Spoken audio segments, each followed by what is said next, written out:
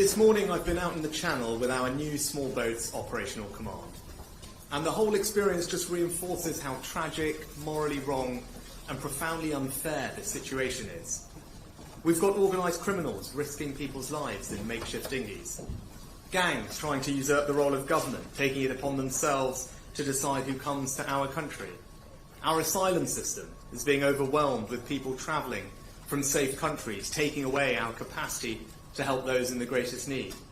And the British people are having to spend £6 million a day putting up illegal migrants in hotels.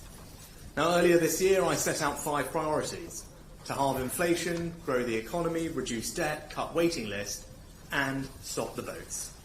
Today, I'd like to update you on the progress that the Home Secretary and I are making.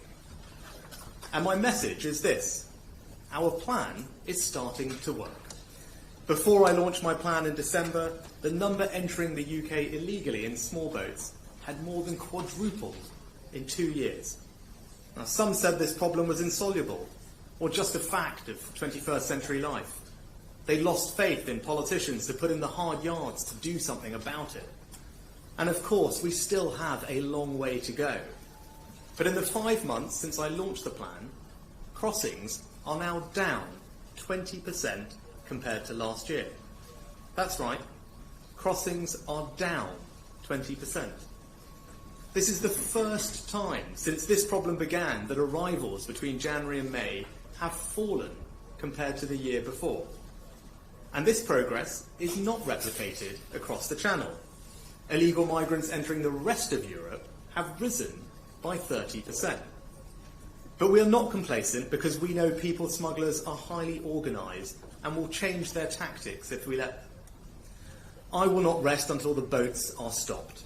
With grit and determination, the government can fix this, and we are using every tool at our disposal. First, I promise to work closely with our international partners, because this is a global phenomenon. There are 100 million people displaced around the world, and European countries alone saw almost a million asylum applications last year. And this international approach is delivering. Our partnership with France stopped around 33,000 crossings last year, 40% more than the year before. I've put cooperation on tackling illegal migration on the agenda of every international summit I've been to, from the G7 and the Council of Europe to last week's European Political Community Summit in Moldova.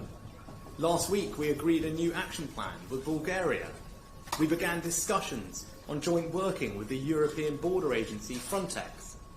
And in December, I reached a deal with Albania. Because last year, nearly a third of all those arriving in small boats were from that safe European country. That's delivering too.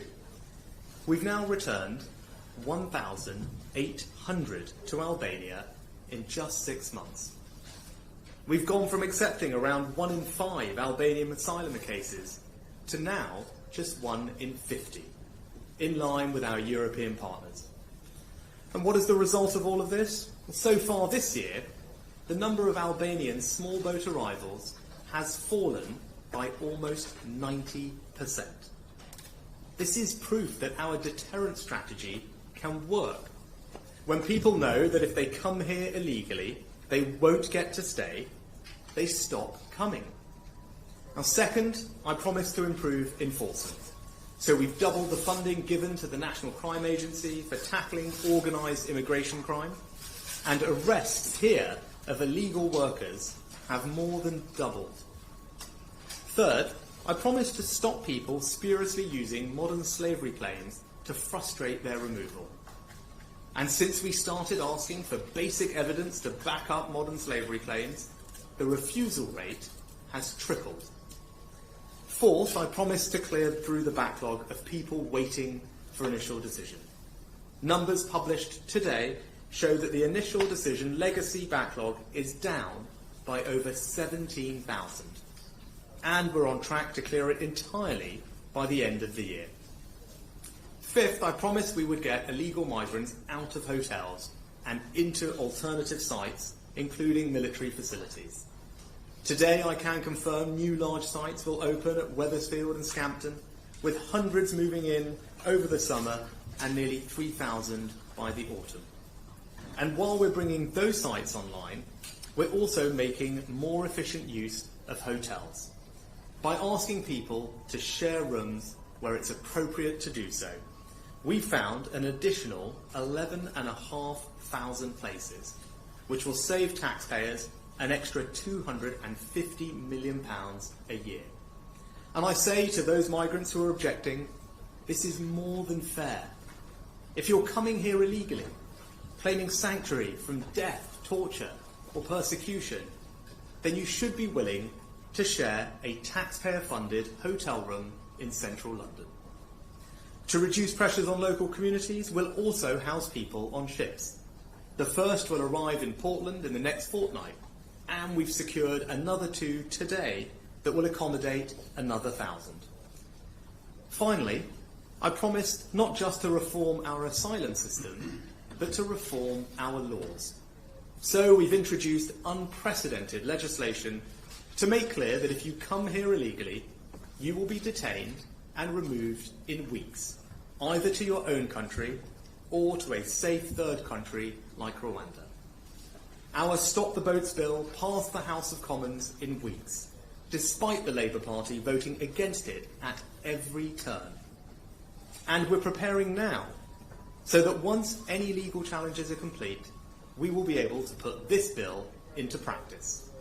I'm ensuring we have more detention capacity to hold those who arrive illegally, enough court capacity to process their cases, and the planes to remove them to Rwanda. I know these are tough measures, and I make no apology for that. We cannot allow our generosity of spirit to be used as a weapon against us, or against those who are being pushed to risk their lives in the Channel by criminal gangs. Our approach is working. For the first time, crossings are down by 20%. But we are not complacent. This won't be solved overnight, and people will continue to come this summer, which is why it is so important that we change the law. My policy is very simple. It is this country and your government who should decide who comes here, and not criminal gangs. I will do what is necessary to achieve it. I said I would stop the boats, and I meant it.